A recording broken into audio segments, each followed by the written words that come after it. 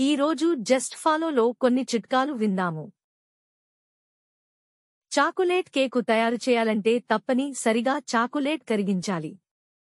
ఇంట్లో ఓవెన్ లేనప్పుడు హెయిర్ డ్రయ్యర్తో చాక్లెట్ను కరిగించవచ్చు.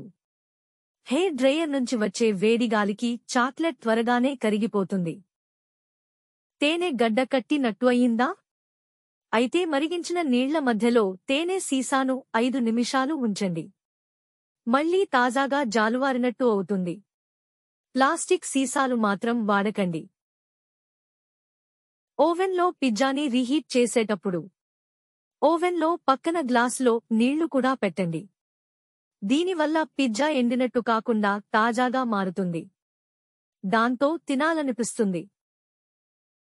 కూరల్లో నీళ్లు ఎక్కువైనప్పుడు గసగసాలను వేయించి పొడిలా చేసి కూరలో వేసి కాసేపు ఉడికించండి.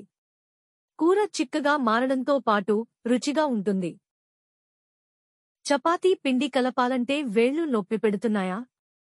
పెద్ద మిక్సీ జార్ను చపాతీ పిండి కలిపేందుకు ఉపయోగించవచ్చు. మరీ ఎక్కువ పిండి వేస్తే జార్ బ్లేడులు పాడవుతాయి. జాగ్రత్త!